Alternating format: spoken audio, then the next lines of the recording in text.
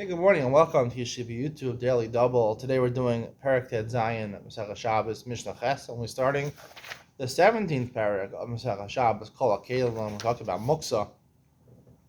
Mishnah Chet states, Nachash Hidlik Azaner, a non-Jew, he lights a candle on Shabbos.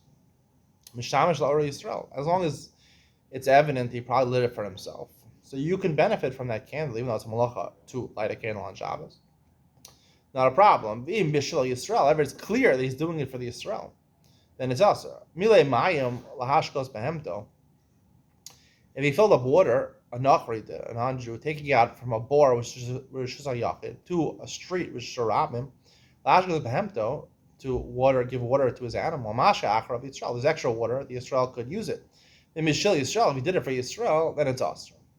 Asa goy kevesh li'redbo yored acharav Yisrael. He made a ramp from his ship. He docked on Shabbos. You're normally not a dock on Shabbos and come down from the ship. You get to stay on the ship.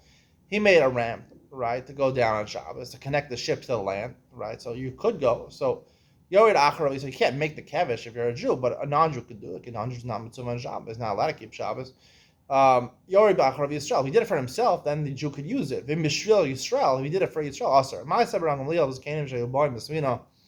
They were coming on a boat and it docked on Shabbos. There were other passengers on the boat. They were non-Jewish, and they made a ramp to go down. We yard the boat of Muliel's Canaan.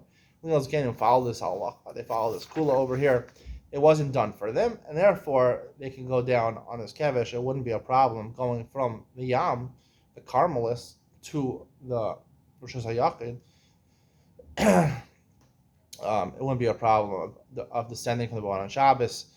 The reason for this halacha, this Mishnah over here, is seemingly connected to the idea of Amir La'ak. Just like I can't tell a non-Jew do a malacha for me. If he does a malacha for me of his own accord, and I know he did it specifically for me, that falls under the concept of Amir La'akum.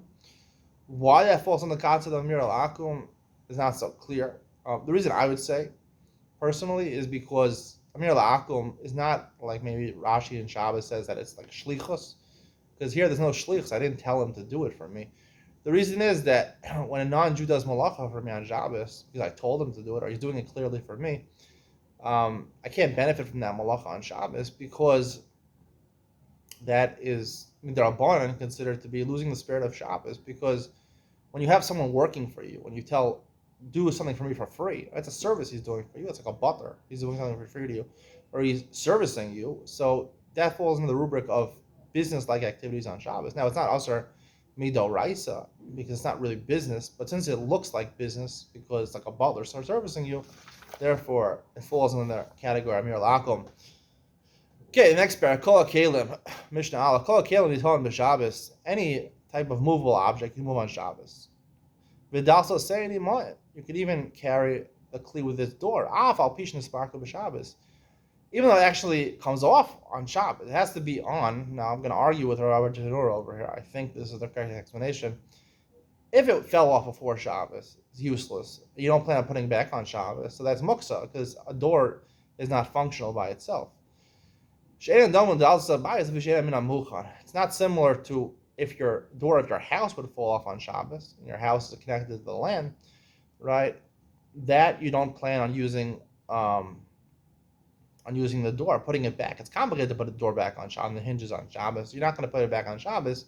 However, something with a door, we're talking about, let's say, a box you put your jewelry in or something like that, or a small container that has, a door to it, right? Something, a safe or something like that, with a door.